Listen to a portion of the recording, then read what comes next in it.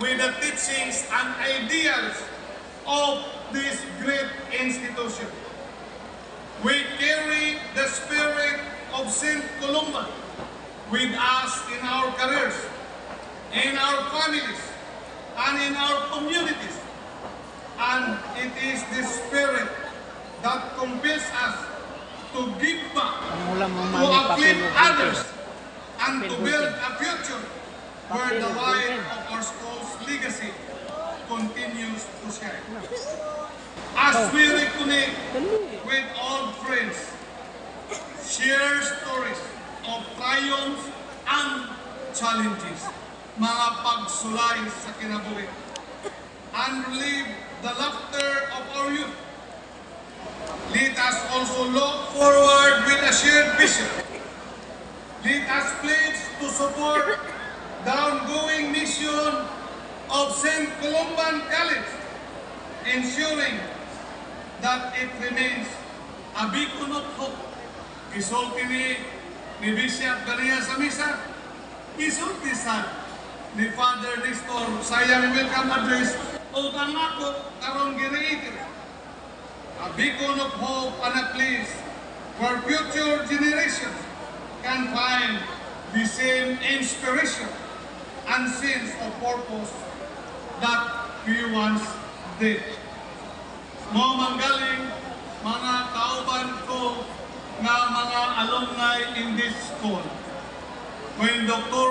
Liz, President Joe and Karen, and our Vice President of the college meet with me on the hosting of this Grand Alumni Homecoming. Tungod kay ang 1974, the class where I belong, may Golden Jubilarians, may pagsulti nila nga mo kanay ikinahanglan nga budget nga 300,000 ako gayong gikol in behalf sa 1974 batch. Mo kana ang espiritu pagtabang natong nato.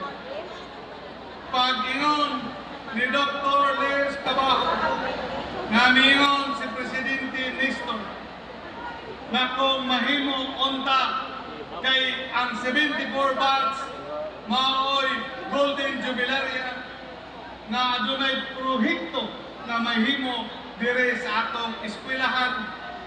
Nangutana ko o konsay angayan nga prohekto nga pagabuhaton miingon nga gikinahanglan ang chapel sa high school pag-ohon o angayan i-renovate.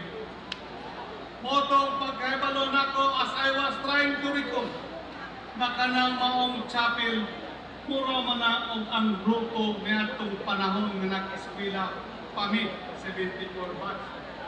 O ang maong lugar muna'y naghatag o maayong pangalan sa mga estudyante. Kay ang mga St. Paul Sisters niya itong panahon na sige ming makita dito sa grupo, mingon yun nga mga buotan ang mga estudyante sa St. Columban High School kay siging mag-ampok dito sa grupo. Pero akong nadunggan si Mon Sukal dito nga di ay sige siyang adto dito kay sige man ay siyang panguyab sa among classmate. Walan sa musulti kung kinsay iyang gipanguyaban. So that, to make the long story short, the batch 1974 assumed the renovation of that chapel. Ingon si Dr. Alice, 1 million is enough. Ako dayong gingan nga sige, akong ipadala ang akong arkitekto to make a good design. Kay kaming mga taga 1974 batch, mga gwapa o gwapo o mga young executives, no? Na kinahanglan ang resulta, gwapo yun. Pagbalik sa akong architect, pagpakita sa design, gwapo nga design, ikusgi kana na mo'y pagabuhata, kinahanglan mahuman November 23. O ako, dayon gipangutana pilay kandidat, iyon sir, 2 million pesos lang. Wala ko mamilok kay nakakommit man ang 1974 batch o ginagulit kaganihan o to ang maong kaganihan program. Nagpadungog-dungog na po si Father Nestor ang atong presidente. Gisigondahan po ni Dr. Alice kay kani si Doktora talag sa rin mag-disturbo sa iyang uyuan. Mingon nga kung mayo kuno-unta nga maong stage dire sa ato ang quadrangle mahimo nga magwapo sad ang maong stage. Ande kining dire mag-relocate mahimong bleacher both sides. Akong gikonsulta ang akong mga batchmate sa 74. Kaganiya kuman sa inauguration. Ako sila gipangutana kung sa may atong angayan itubag sa maong padungog-dungog. O mingon sila na kung mao'y kagustuanan sa Alumni Association, atong ihatag ang maong proyekto. So, mangutana ko sa ubang batches, o yun ba mo, kahimoon ang maong stage sa 74 batch? Ang ballpen. Medyo hinay man. Basin, umay ubang batch po nga gusto. Pero, Osborne ko pangutana, o yun ba mo? Sus, ingon si Father Idyang kaganiha nga ang ilang batch mo'y pinakapusong kuno sa mga alumni batches. Mura gani o ato ng malupigan karon 74 batch. Sige, amo kanang pagabuhaton, ipadala nako ang akong architect para sunod nga atong alumni homecoming ato na nga mapuslan ang maong stage dire sa atong eskwelahan.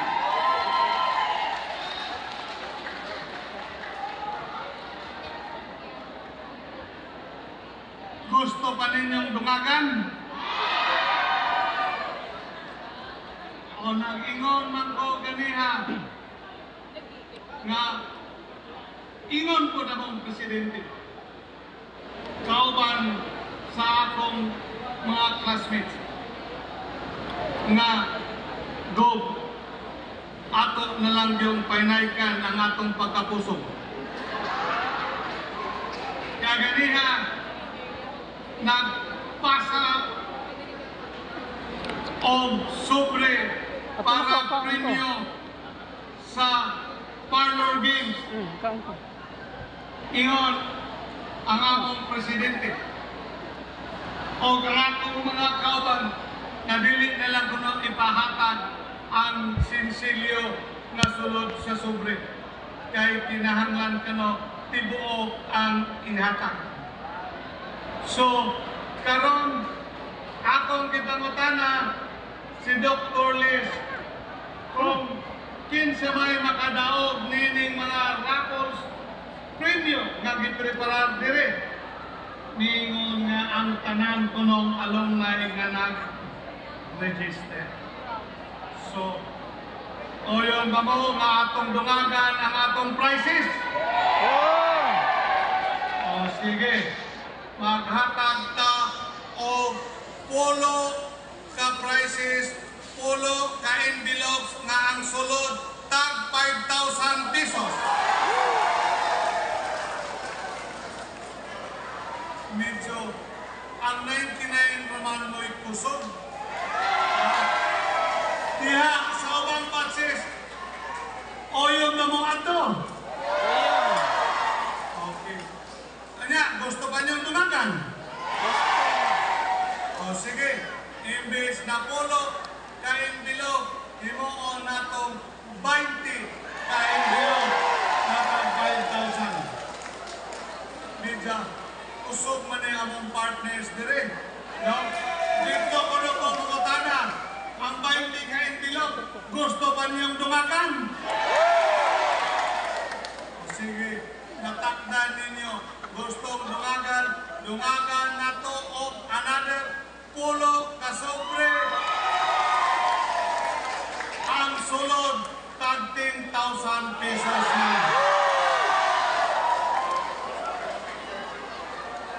Take note.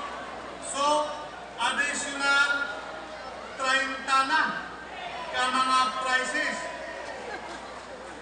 Dita. Tarayan ako. Ha? Gusto pa kanyang dumagan? Sige. Dungagan nato o first, second, third or additional consolation prizes tulo ka sobre nga tag 20,000 pesos.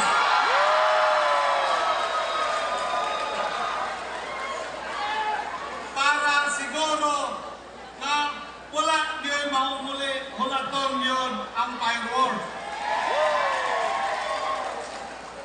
Mapadayon ako o gusto pa niyo dumagan? Dumagan pa. O sige, tulo man to ka 20, dungagan nato o duha ka tag 30, 30,000 pesos. Okay na. May among partner na jubilarian ko.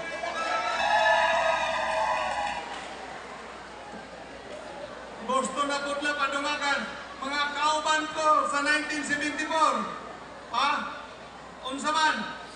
Gusto nila padumagan. Dumagan pa na to. O sige. Maghatag ta o grand prize usa ka 50,000 pesos. So, ang atong additional prices 20 katag 5,000 pesos. Napulo katag 10,000 pesos. No? Kamo sa committee, take note. Tulo katag 20,000 pesos. Duha katag 30,000 pesos. O usa ka grand prize 50,000 pesos.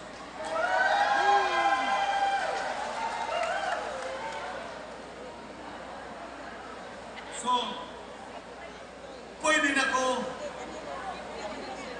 mupalayon para mulingkod na. So, today is not just